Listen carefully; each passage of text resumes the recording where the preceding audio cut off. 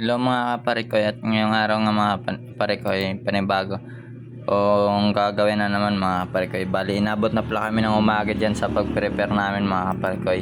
Ano, si nanay naglilinis, tapos si tatay nagluluto, si Cheryl nagbibase kay baby para sa preparation niya kasi ano na yan tanghali na mga kaparikoy. Kailangan namin makapunta doon mga 8 na doon sa simbahan na yun mga kaparikoy. Ayan, bali yan yung ginawa ko kagabi. Nilagyan ko lang ng mga balloons para mas attractive kung tignan. Tapos yan yung sa kanya yung ano niya, yung preparation niya sa welcome, pang welcome yan, paluto-luto lang siya tapos yan, niready na rin yung lechon, si Tito Franz kinukulit si Denden. Kasi umiiyak mga kaparikoy. Tapos yan, magluluto pala si Toto Junel ng na bihon, tsaka yung asawa niya kailangan nila magluto. Tapos ayan, may anak mga kaparikoy, hindi pala yan sila makakatulong kasi siyempre may mga anak. Tapos ayan mga mamaya pupunta na kami ng mga kaparikoy, punta na kami ng simbahan kasi anong oras na mga kaparikoy kailangan namin mga kaparikoy, kailangan namin makapunta ng simbahan mga 8 kasi kung hindi kami pupunta doon ng baka matapos na yung yung binyag, wala pa rin kami, hindi na mabinyagan si baby. Grabe na yung dali-dali, nagdadali na sila yung tawag doon, basta nagmamadali na sila mga kaparikoy kasi wala na mapaga. At yan nga mga kaparikoy, hindi ko na nabidyoan yung pagbiyahe namin, bali niblisingan na si father. Ayan, nagdididip lang siya mga kaparikoy kasi siyempre umiiyak siya gusto niya na matulog, tapos yung niya nakadidi lang. Ngayon mga kaparikoy, ginawa na siya ni mami niya. Tapos nun ayan, umiiyak kasi sobrang init mga kaparikoy. Ngayon lang yan umiyak mga kaparikoy nung nandyan na, kasi gusto niya magdidi, hindi siya makakapagdidi tapos matulog kasi sobrang antok na siya mga kaparikoy. Tapos yan, yan yung mukha niya, gusto niya talaga magdidi. Sabi ng mami niya, nasa simbahan tayo, dididi ka. Pero sabi ng okay lang naman yan kasi gusto na magdidi ng bata, ayaw pa didi. Di ba? Tulog siya kaagad mga kaparikoy kasi basta may didi, nandyan lang sa tabi niya yung didi, okay na okay sa kanya mga kaparikoy. Ayan, bali pinapaypayan ko na kasi hindi pa tapos si father mga kaparikoy. Yan. Pero patapos na pala kami dyan. Pero salamat kasi natapos din yung binyag namin, wala na kaming problemahin sa kay baby. Yan, biniblisingan na kami, bali 4 pala kami dyan ang pinagbinyagan. Yan. Tapos yan, picture na siyempre para pang remembrance sa amin. Picture kami kay father kasi ninong siya at saka ninang niya. Yan. Tapos yan, hindi ko na rin nabidyoan yung pag-uwi namin kasi gutom na mga kaparikoy. Hindi pa naka-prepare yung At yan mga kaparikoy, bali na para dyan mga kaparikoy, magpe-pray na kami para sa yan mga kaparikoy, bali nagpe-pray, nag-aanda na sila ng magpe-pray para makakain na rin kasi sobrang gutom na mga kaparikoy. Yan yung mga preparation namin.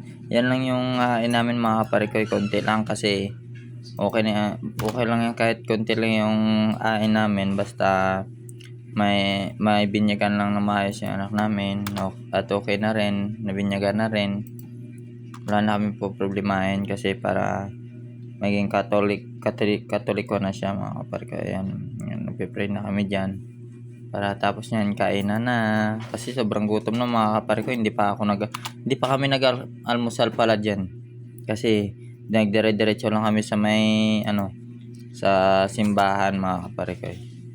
Ayan si tatay, shot lang.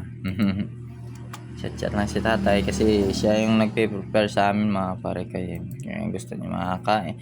Hindi siya makakain mga kaparikoy kaya sobrang thankful ako at nagpapasalamat ako sa tatay ng asawa ko mga kaparikoy kasi nandyan siya, tapos yung nanay ko, tapos yung tita ko, yan, nandyan sila sa pag ng binyag. Hindi kami nila pinabayaan, yan, tinutulungan kami. And maraming salamat sa inyo. Sana sana matagal yung natin. Hindi tayo pabayaan ni Lord, ganyan. Tapos may maayos yung katawan natin. Tapos lalong-lalo na sa kay baby na tapang na nabinyagan na mga kaparikay. Ayan, sana i-guide lang kami ni Lord na ipalayo kami sa spirit na masamang kaluluwa, tapos sa masakit, ganyan mga kaparikoy, sa sakit. Yan mga kaparikoy, bali yung nabibideo pala yun dyan ng kapatid ng asawa ni Cheryl, yung asawa ko.